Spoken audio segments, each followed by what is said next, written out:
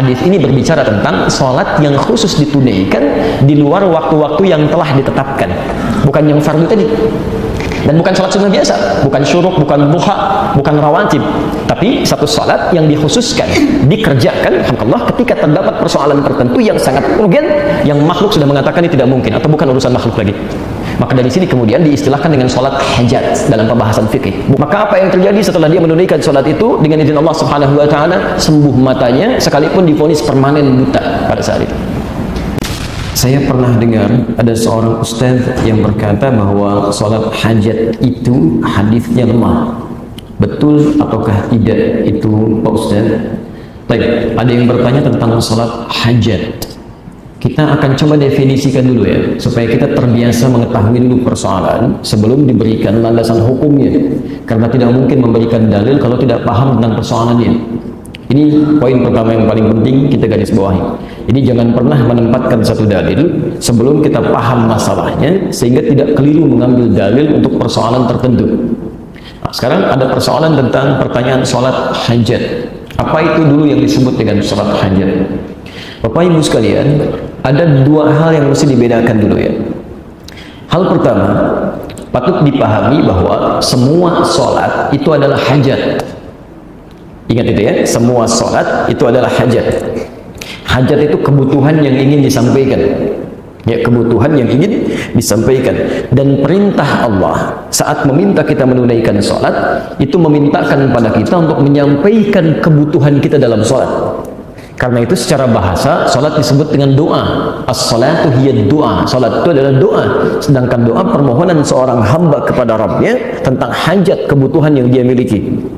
Dibukalah kemudian perintah sholat di Al-Baqarah ayat ke-45 itu, posisi paling kanan, di tengah agak sedikit ke bawah. Lihat kalimatnya, wasta'inu bis-sabri was-salah. Wasta'inu, saya berulang kali menafsirkan ayat ini.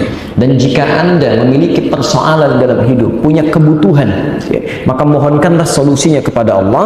Satu, bis-sabri, dengan cara sabar dulu menerima persoalannya. Jangan mengeluh, ingat itu ya. Berkali-kali saya sampaikan ini. Kalau sedang punya masalah, bukan Anda aja yang punya masalah, orang lain pun punya masalah. Karena masalah itu dititipkan oleh Allah sebagai ujian untuk meningkatkan kualitas hidup kita. Dan standar masalah, standar Quran ya, Quran surah kedua ayat 286. La yukallifullahu nafsan illa wus'aha. Tidak mungkin Allah menguji seorang hamba dengan masalah kecuali dia sanggup mengatasinya. Jadi standar masalah itu tidak akan diujikan kecuali hambanya sanggup. Jadi kalau Anda saat ini pun punya masalah sifatnya berat luar biasa, itu artinya cuma Anda yang sanggup. Orang lain belum tentu sanggup dengan persoalan itu. Jadi jangan mengeluh saat punya persoalan, sabar diterima. Setelah itu wassalah, mintakan hajat, solusinya kepada Allah dalam sholat. Karena itulah ketika sholat kita kemudian memohon kepada Allah. Perintahnya wasta'inu. Jika Anda ingin robah dalam bentuk hajat, ya, minta tolong, maka kalimat ini berubah kalimatnya dari wasta'inu menjadi nasta'in. Oke? Jadi kata Allah, jika Anda punya persoalan, punya hajat, mintakan solusinya. Terima dengan sabar, minta lewat sholat. Lewat sholat, wassalah, kan? Kemudian ketika salat kita minta, ya, diajarkan oleh Allah. Kita ucapkan, kami mohon solusi ya Allah. Ini kami punya hajat, kan? Hanya kepadamu kami minta. Hanya kepadamu disebut dengan iyyaka namanya. Iyyaka. Maka kita katakan iyyaka nasta'in. Dan kalimat ini diajarkan oleh Allah Subhanahu wa Ta'ala dalam bacaan salat kita. Disampaikan oleh Nabi sallallahu alaihi wasallam. Iyyaka. Apakah saat salat kita mengucapkan kalimat ini? Ya, kita ucapkan iyyaka na'budu wa iyyaka nasta'in. Jadi saat sholat, dalam setiap kesempatan sholat kita menyampaikan hajat. Dari sinilah kemudian disimpulkan bahwa setiap sholat itu pada hakikatnya hajat kita kepada Allah. Ya. Sehingga pada umumnya kalau dikatakan, ya, kalau dikatakan adakah sholat hajat, ya semua sholat hajat, kan? Jelas ya? Karena setiap sholat kita memohon kepada Allah Subhanahu wa Ta'ala. Ini bagian yang pertama. Dan saat Anda mengucapkan kalimat iyyaka na'budu wa iyyaka nasta'in, di hadis qudsinya di Abu Daud nomor hadis 649, itu hadis qudsi. Abu Daud itu ada 4.800 hadis. Sunan Abu Daud 15 hadis qudsi. Hadis qudsi yang nomor 2, posisi 649, riwayat Abu Hurairah. Di ujung hadisnya dikatakan begini, kurang lebih, lihat bahasanya. Idza qala al-'abdu, jika seorang hamba berkata dalam salatnya, iyyaka na'budu wa iyyaka nasta'in. Ya Allah, sekarang kami ibadah salat dan kami punya persoalan, kami mohon solusinya, kami punya hajat, kami mohon solusinya. Qala Allah azza wa jalla, dijawablah kemudian kalimatnya itu. Perhatikan jawabannya. Hadza baini wa baina 'abdi. Ini perjanjian antara aku dengan hambaku. Wa li 'abdi ma sa'al. Dan bila hambaku benar salatnya, apapun yang dia minta sekarang aku akan kabulkan. Aku akan kabulkan. Makanya setelah Anda membaca Al-Fatihah setelah kalimat ini, itu isinya doa semua. Dalam surat itu doa, dalam ruku itu doa, i'tidal itu doa. Bahkan saat i'tidal ditawarkan mau minta apa? Mil as-samawati, sepenuh langit permintaan Anda, wa mil al-ardi, punya permohonan sepenuh bumi, wa ma bainahuma, atau di antara keduanya, wa mil ma syi'ta, atau Anda nggak punya masalah tapi saya mau berikan jawabannya, min syai'in ba'du, dari setiap permohonan yang kita mohonkan. Sujud silahkan minta lagi sebanyak-banyaknya. Duduk di antara dua sujud minta lagi, Rabbighfirli warhamni wajburli, dan seterusnya. Sampai dengan tahiyat akhir pun sebelum salam masih minta juga, minimal 4 permintaan kan? Di hadis Muslim nomor hadis 588, Allahumma inni a'udzubika min adzabi jahannam wa min adzabil qabri wa min fitnatil mahya wal mamat wa min syarri fitnatil masiihid dajjal. Jadi semua permintaan hajat dunia akhirat. Jelas ya? Baik, jadi bagian pertama kalau disebutkan salat hajat, semua salat itu hajat. Karena itulah kemudian diwajibkan kita sholat minimal 5 kali dalam sehari, yang wajib itu, yang fardu itu 17 rakaat. Itu Allah nggak butuh dengan sholat kita. Jadi semuka langit dan bumi pun tidak sholat kepada Allah tidak akan menurunkan status Allah sebagai Tuhan. Allah nggak rugi, yang rugi kita. Karena Allah ingin menuntaskan seluruh hajat yang kita miliki. Jadi kalau orang sholatnya benar, subuh punya masalah, zuhur selesai. Ya, maaf, zuhur punya masalah, asar tuntas. Karena kaidah salat begitu. Quran surah 65 ayat 2, ujung ayat kedua, ya kan? Sampai di ayat ketiga, bahkan sampai keempat. Wa may yattaqillaha yaj'al lahu makhraja. Setiap orang yang meningkatkan takwa, maka kami berikan keringanan hidupnya, berikan solusi dari setiap persoalan yang dia alami. Wa yarzuqhu min haitsu la yahtasib. Semakin meningkat lagi takwanya, rezekinya kami berikan dari sisi yang bahkan tidak dia duga. Orang nyari rezeki lelahnya luar biasa, orang ini belum berangkat, rezekinya sudah menunggu dia. Ya. Yang ketiga, wa may yattaqillaha yaj'al lahu min amrihi yusra. Semakin meningkat lagi, kami jadikan semua urusannya mudah. Jadi kalau ada orang mudah beraktivitas, bukan berarti nggak punya masalah. Barangkali semakin takwa dia, masalahnya diringankan oleh Allah sebelum dia alami. Bukan nggak punya masalah, bukan tidak punya persoalan. Cuman sebelum dia lakukan, sebelum dia alami, Allah sudah ringankan karena dia berhasil meningkatkan takwanya kepada Allah Subhanahu wa taala. Nah, kalau Anda bertanya bagaimana cara meningkatkan takwa, disebutkan 115 kali dalam Al-Qur'an. Kalimat pertama tentang takwa itu terkait dengan salat. Al-Baqarah ayat kedua sampai 3. Dzalikal kitabu la raiba fihi hudan lil muttaqin. Siapa orang takwa ini? Ayat 3-nya. Alladzina yu'minuna bil ghaib wa yuqimunas shalah, yang sempurna salatnya. Jadi kalau salatnya benar, baik ditunaikan, maka selesai persoalan. Makanya mohon maaf, urusan salat ini Nabi begitu ketat, Pak, Bu ya. Persoalan salat Nabi sangat ketat. Anda salah sedikit saja itu diminta diulangi. Bukan cuma kita tuh. Saya sering katakan hadis ini di Al-Bukhari nomor hadis 751, 757, dan hadis Muslim nomor hadis 397. Babnya babul musyi fi shalah, bab tentang orang yang salatnya bermasalah.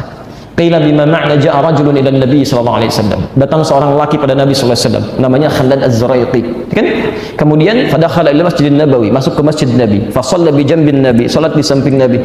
Setelah tuntas salatnya, falamma sallama yaminan wa shimala, setelah salam ke kanan dan ke kiri, faqala lahu Nabi sallallahu alaihi wasallam. Nabi sallallahu alaihi wasallam langsung berkata pada orang ini, "Shalli fa innaka lam tusalli." Anda silahkan sholat lagi karena Anda belum sholat. Padahal sudah salam. Fa'ada sholatahu thalatha marat, maka diulangi sholatnya sampai 3 kali. Faqala lahu Nabi sallallahu alaihi wasallam mithla ma kana. Tapi Nabi tetap mengulang kalimat yang sama. Shalli fa innaka lam tusalli. Anda sholat lagi karena Anda belum sholat. Kemudian dia berkata, "Ya Rasulullah, ma uhsinu ghairah." Ya Rasulullah, saya tidak bisa lebih baik lagi daripada ini. Alimni, tolong ajarkan saya. Maka diajarkanlah oleh Nabi, lihat kalimatnya, "Idza qumta ila shalah asbaghul wudu." Kalau salat kamu ingin sempurna, perbaiki dulu wudunya. Begini cara menyempurnakannya. Diajarkan dari awal sampai akhir. Tsumma istaqbilil qiblah, menghadap ke kiblat. Begini caranya. Tsumma fakabbir, kemudian bertakbir dari takbir sampai salam. Setelah tuntas pelajaran itu, kita mendengar kalimat sampai hari ini di Al-Bukhari nomor hadis 651. Sallu kama ra'aitumuni usolli. Salatlah kalian persis seperti melihat saya salat. Dilihat dulu Nabi salat, baru dari situ kita praktekkan. Ya, kenapa sampai seketat itu? Ya, mohon maaf, Nabi tidak butuh dengan salat kita, tapi Nabi menginginkan dengan salat yang benar, semua hajat kita bisa dituntaskan oleh Allah Subhanahu wa taala. Jelas di sini? Nah, sekarang muncul persoalan kedua. Ini ada orang punya masalah subuh nih, ya, sampai dengan zuhur. Sedangkan dia tidak bisa menunda. Jadi ada persoalan yang bisa dimohonkan dalam doa biasa di luar salat. Ada persoalan yang saat sholat dituntaskan oleh Allah. Ada persoalan yang saat ada persoalan kita bisa berdoa langsung minta. Ud'u rabbakum tadarruan wa khifatan dunal jahri, ya, wa khifatan dunal jahri. Quran surah ke-7 ayat 204. Kalau punya persoalan, ayo mintakan kepada Allah, sebut namanya Al-Asmaul Husna. Ya, bahkan di Quran surah 17 itu dari ayat yang 111, ya, ayat yang terakhir, 2 ayat sebelum akhir, itu jelas disebutkan. Qulid'ullaha awid'ur rahman ayyamma tad'u falahul asmaul husna. Setiap punya masalah, cepat-cepat sebut nama Allah, berdoa. Berdoa. Sebut namanya. Kalau paham betul, cari nama yang sesuai dengan kebutuhan kita.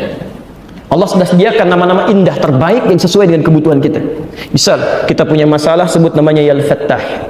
Rizki, sebut Ya Razzaq. Ada orang iseng, ya, misal menjelek-jelekan kita, fitnah dan sebagainya, sebut Ya Al-Jabbar, minta perlindungan. Ada masalah luar biasa, sebut Ya Sabr. Ya. Tapi nggak usah disebutkan semuanya, ya. Kadang saya suka dengar para ibu terutama disebut semua namanya, Ya Allah, Ya Rahman, Ya Rahim, Ya Malik, Ya Kudus, ya, semuanya. Ya, antum tadinya nggak butuh, jadi dikasih, jadi repot tuh kan. Nggak punya masalah, sebut Ya Sabr, akhirnya dikasih masalah. Sudah diberikan, mengeluh lagi kan. Dicari salah satu yang sesuai dengan kebutuhan aja. Cari salah satu, Ya Allah, Ya Al-Fattah, Ya Allah, Ya Kudus, Ya Allah, ya seterusnya. Baik, itu di luar salat. Nah, sekarang bagaimana kalau ada masalah-masalah yang sifatnya sangat serius, yang kebanyakan orang mengatakan ini nggak mungkin nih, nggak mungkin sembuh nih, nggak bisa ini mustahil. Jadi semua sudah angkat tangan. Sedangkan persoalan itu sifatnya mendesak, ya, tidak bisa menunggu waktu sholat berikutnya karena persoalan tertentu, ya. Tayyib. Dari sinilah kemudian ada dua hadis yang dari dua hadis ini kemudian ulama berbeda pendapat dalam menilainya. Hadis ini berbicara tentang sholat yang khusus ditunaikan di luar waktu-waktu yang telah ditetapkan, bukan yang fardu tadi, dan bukan sholat sunnah biasa, bukan syuruk, bukan duha, bukan rawatib, tapi satu sholat yang dikhususkan dikerjakan, alhamdulillah, ketika terdapat persoalan tertentu yang sangat urgen, yang makhluk sudah mengatakan ini tidak mungkin atau bukan urusan makhluk lagi. Maka dari sini kemudian diistilahkan dengan sholat hajat dalam pembahasan fikih, bukan sholat yang pertama tadi. Jelas di sini? Nah, pembahasan ini sebetulnya ada di satu kitab yang sama, cuman beda satu nomor. Di At-Tirmidzi. Nama aslinya Muhammad, ya, berasal dari Tirmidz. Ada yang menyebut Turmuz, maka dikenal dengan At-Tirmidzi. Ini orang soleh, Pak, luar biasa, hafal Al-Quran, hafal banyak hadis, dekat dengan Allah, tahajud tiap malam, puasa sunnah, dan di akhir hidupnya itu matanya buta, menangis karena banyak nangis itu, banyak nangis. Ditanya, ya Syekh, lima hakada, kenapa masih seperti ini? Kata beliau, saya takut bakal saya masih kurang menghadap Allah Subhanahu wa taala. Jadi masih menangis di ujung hidupnya karena khawatir saat meninggal bakalnya masih kurang. Coba bisa nggak Anda bayangkan, imam besar, hafal Quran, hafal banyak hadis, kan, dekat dengan Allah, tahajudnya rajin, dan puasanya luar biasa, masih menangis di ujung hidupnya karena takut bakalnya masih kurang. Jadi kalau kita merasa bukan imam besar, belum hafal Quran, tidak rajin tahajud, belum rajin puasa sunnah, belum hafal Quran, hati-hati. Ya, banyak lebih daripada itu. Ini sudah sepuh masih karaokean juga misalnya. Itu kan ada yang harus diperbaiki, ya. Ingat, saya hanya ingin mengingatkan saja, bukan berarti memberikan celah, tidak, ya. Ya. Kembalikan nomor hadis 1384, cuman beda satu nomor, satu lagi 1385. Jangan berargumentasi kalau kita tidak paham tentang akar masalah. Kita temukan dulu persoalannya, baru kemudian kita lihat hadisnya. Baik, Bapak dan Ibu sekalian, teman-teman, hadis yang pertama, yang nomor hadis 1384, ini yang dipersoalkan hadisnya, karena hadisnya sangat lemah sekali. Bukan cuma dhaif, tapi dhaif jiddan. Dhaif jiddan. Mengajarkan doa dari Rasulullah sallallahu alaihi wasallam, ketika Anda punya masalah, punya hajat, ya maka berwudulah, tunaikan salat, kemudian Anda mohon kepada Allah, ya Alim, ya Hakim, dan seterusnya hadis. Ya, di sini dinilai oleh para ulama, bahkan Imam Al-Bukhari menyebut hadis ini dengan munkarul hadis. Ya, munkarul hadis. Jadi Abdurrahman bin Abi Aufa ini dinilai oleh Imam Al-Bukhari dengan munkarul hadis. Hadis munkar itu, hadis munkar adalah hadis yang diriwayatkan oleh orang-orang yang pribadinya bermasalah. Isinya belum tentu salah kalimat hadisnya, cuman orangnya bermasalah. Karena orangnya bermasalah, maka hadis itu cenderung diingkari, tidak diambil. Awas, khawatir menjadi celak nantinya. Karena segala sesuatu yang berasal dari Nabi mesti dijaga, termasuk perilaku orang yang meriwayatkannya. Ini yang kehati-hatian termasuk yang sangat ketat dalam Islam. Di konsep agama lain nggak ada, sangat ketat. Dan yang paling ketat menerapkan ini Imam Al-Bukhari. Imam Al-Bukhari itu pernah beliau jalan kaki untuk mendapatkan hadis. Begitu tiba di tujuan dan jauh-jauh jalan, beliau kan lahirnya di Bukhara tuh, di Bukhara. Ya, kalau sekarang Khorasan, Uzbekistan. Ya. Itu kalau cari hadis sampai jalan ke Irak, sampai ke Madinah, sampai ke Mekah, sampai ke Mesir, Anda bayangkan jalan kaki Pak, Bu. Ya, dan kendaraannya terbatas. Yang ada pada saat itu paling unta, ya, keledai, kuda, itu pun kalau punya uang, kalau enggak ya jalan. Ya, apa yang terjadi? Begitu sampai di tujuan, itu melihat pemilik hadisnya sedang bermain dengan ayamnya. Sering saya kisahkan ini. Ya, seperti mau ngasih makanan padahal tidak. Ya, ayamnya datang kemudian ditangkap. Ketika dilihat seperti itu langsung berbalik Imam Al-Bukhari. Tetangganya bertanya, "Ya Syekh, lima ta'ud? Syekh sudah jauh-jauh ke sini, kenapa balik lagi?" Kata Al-Bukhari, kalau pada ayam saja berdusta, maka bagaimana dengan Rasulullah SAW? Dengan hadis Rasulullah SAW. Karena itu hadis beliau ditempatkan di urutan pertama. Ya, saking ketatnya. Dan kalau kata Imam Al-Bukhari sudah munkarul hadis, hadis yang munkar, maka beliau tidak akan ambil. Yang pertama ini, karena hadisnya sangat dhaif, bahkan disebut dengan munkarul hadis, maka para ulama tidak mengambil dia. Ini bagian pertama. Nah, hadis yang nomor 2 ini yang unik. Nomor 1385 masih di At-Tirmidzi, diriwayatkan dari Uthman bin Hunayf radhiyallahu ta'ala anhu. Tapi yang kedua ini hadisnya dikisahkan bima makna qila ja'a rajulun dharir ila Nabi sallallahu alaihi wasallam. Datang seorang laki-laki yang tidak bisa melihat, buta, pada Nabi sallallahu alaihi wasallam. Dia berkata, "Ya Rasulullah, doakan saya untuk sembuh. Doakan saya supaya sembuh." Ya. Kata Nabi, "Maukah engkau aku tangguhkan itu sampai di akhirat dan itu lebih baik, atau aku doakan sekarang?" Jadi maksud Nabi, dalam keadaan engkau tidak melihat sekarang, itu lebih bagus untuk akhiratmu daripada engkau melihat. Bapak Ibu pilih mana? Bisa melihat atau nggak bisa melihat?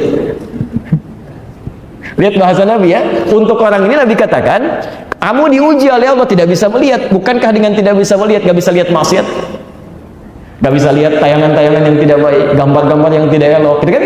Gak bisa melihat yang awas, yang dilarang oleh Allah Subhanahu wa Ta'ala. Dibandingkan dengan kamu saat ini mau melihat, tapi berpotensi banyak maksiat lagi. Ayo, pilih mana? Tidak bisa melihat, terjaga dari maksiat, atau bisa melihat, tapi berpotensi banyak maksiat. Pilih mana? Dan tidak ada pilihan ketiga, dan tidak boleh maksa. Yang paling bagus ya bisa lihat tidak maksiat kan? Bisa lihat tidak maksiat. Makanya kaidah Quran mengatakan yang ketiga itu yang pertama. Yang ketiga, Quran surah ke-24 ayat 30 untuk laki-laki, ayat 31 untuk perempuan. Ya. Wa qul lil mu'minina yaghuddu min absarihim. Katakan pada pria-pria beriman, jaga pandangannya. Ya. Ghaddul basar itu lihat yang baik-baik. Kalau yang tidak baik menurut Allah cepat palingkan. Jadi fungsi mata kita kalau masih bisa melihat, lihat yang baik-baik aja. Ya, lihat orang sholat, ada kebaikan. Ketika kita melihat orang sholat tergerak untuk sholat, ada pahala di situ. Lihat mushaf, ada pahala di situ. Masya Allah. Apalagi kalau sudah suami istri itu, ya jalan melihat kebaikan di istrinya, melihat kebaikan di suami, ada pahala di situ. Ya, ada banyak pahala kebaikan. Lihat anak, kemudian muncul kasih sayang, muncul doa, ada pahala di situ. Jadi sebetulnya kalau Anda bisa melihat yang baik-baik, kenapa lihat yang tidak baik? Cuman untuk orang tadi, ya, karena Nabi memahami keadaannya, ya, dengan berita dari Allah Subhanahu wa Ta'ala, tapi berupa tawaran. Kamu ingin ditangguhkan sampai di akhirat, bisa lihat lagi dalam kebaikan, kan? Atau ingin sekarang, tapi Nabi tidak mengatakan kalau lihat kamu berpotensi maksiat, tidak. Ya, itu bagian penafsiran tadi. Tapi orang itu memilih dahulu, doakan aja sekarang. Jadi dia memilih untuk melihat. Yang dengan itu dia coba jaga supaya penglihatannya diarahkan pada yang baik-baik. Seperti antum dari pilihan ketiga. Baik ya. Maka apa yang terjadi? Nabi mengatakan, "Faliyatawadda", ambil wudu. Ambil wudu. Kemudian setelah dia berwudu, diminta falyuhsinus shalah. Kamu coba ambil wudu, tunaikan salat 2 rakaat. Baguskan salatmu. Maka dibimbing doanya oleh Nabi sallallahu alaihi wasallam, diajarkan, ya. Ya Nabi ya rahmah, ya, wahai ya Allah, atas Nabi yang penuh dengan rahmat ini, mohon jadikan syafaatnya untukku, asyini bi syafaati, sembuhkan aku dengan syafaat Nabi Muhammad sallallahu alaihi wasallam. Maksudnya dengan doa dan arahannya tadi. Maka apa yang terjadi setelah dia menunaikan salat itu, dengan izin Allah Subhanahu wa taala sembuh matanya, sekalipun divonis permanen buta pada saat itu. Baik, hadisnya sahih. Hadisnya sahih. Jadi di sini ada 2 hadis berbeda dengan kisah yang berbeda. Yang satu dhaif, bahkan dhaifnya munkarul hadis. Yang kedua statusnya sahih, dan tidak sedikit para ulama hadis kemudian menilai itu sebagai hadis yang sahih pada hadis yang kedua ini. Dan disinilah kemudian ulama berbeda pendapat. Ada satu yang tetap mempertahankan hadis yang pertama. Saya ingin mendahulukan hadis yang tidak sahih dulu sebagai kehati-hatian. Oke? Dari sini mereka berpandangan tidak mempraktikkan salat hajat sekalipun khusus di waktu yang luar. Jadi mereka tidak mempraktikkan, hanya menunggu waktu salat biasa saja, dan kalau punya hajat bermohon pada Allah Subhanahu wa taala dengan doanya, tidak dengan salatnya. Sedangkan yang kedua memahami karena hadisnya ada. Jadi disimpulkan, kalau ada masalah yang cukup dengan berdoa biasa, tidak perlu salat. Kalau masalahnya biasa menunggu waktu salat, sampaikan. Tapi kalau pada persoalan yang sifatnya sangat khusus, orang mengatakan mustahil, ada yang dioperasi, dokternya mengatakan nggak bisa nih, nggak mungkin, ya, sembuhnya cuma peluangnya 5% saja misal, dan sebagainya, gitu kan? Dalam konteks ini, maka hadis yang kedua dipandang berlaku untuk menunaikan salat 2 rakaat, kemudian bermohon kepada Allah Subhanahu wa taala dengan doa yang pernah diajarkan oleh Nabi sallallahu alaihi wasallam di hadis itu. Itu dipandang oleh ulama kedua-duanya punya argumentasi masing-masing, dipandang kuat. Yang paling menarik, Imam Al-Bukhari pun yang menolak hadis yang pertama ternyata mempraktikkan hadis yang kedua. Jadi beliau menulis hadis Al-Bukhari itu yang jadi kitab sekarang selama 16 tahun, ditulis di Mekah sebagian, di Madinah sebagian. Setiap akan menulis satu hadis, beliau salat dulu 2 rakaat. Memohon kepada Allah Subhanahu wa taala diberi petunjuk. Jika hatinya tenang, kemudian diteruskan menulis. Jika hatinya masih gelisah, beliau tidak akan pernah tuliskan hadisnya. Sampai Masya Allah bermimpi dengan Rasulullah Sallallahu Alaihi Wasallam. Ya, bermimpi dengan Rasulullah Sallallahu Alaihi Wasallam. Kata beliau, inilah yang akan menjadi hujjah, maksudnya alasan antara aku dengan Allah Subhanahu Wa Taala di akhirat nanti. Kalau ditanya apa hasil ikhtiar kamu sampai berani mencantumkan hadis di sini, maka beliau menjawab, ya Allah, bukankah aku telah menunaikan salat, bermohon, minta petunjuk sampai memasukkan hadis ini di dalam bukuku. Itu kurang lebih jabaran makna yang disampaikan dari sini. Nah, jadi dari 2 hal ini silahkan Anda tinggal memilih. Ya, kalau misalnya Anda ingin praktekkan, ya itu berdasarkan keterangan hadis tadi, Imam Al-Bukhari pernah mengerjakan, tapi pada hal yang sangat khusus saja. Tapi kalau dipandang cukup dengan menunaikan salat dan berdoa, itu pun tidak ada persoalan di sini. Yang salah yang tidak mau berdoa saat dia kemudian punya masalah. Itu dianggap orang sombong oleh Al-Quran. Innal ladzina yastakbiruna an ibadati, sungguh orang-orang yang sombong tidak mau berdoa kepadaku saat punya masalah, aku akan tenggelamkan dia di dasar neraka Jahannam. Jelas? Baik.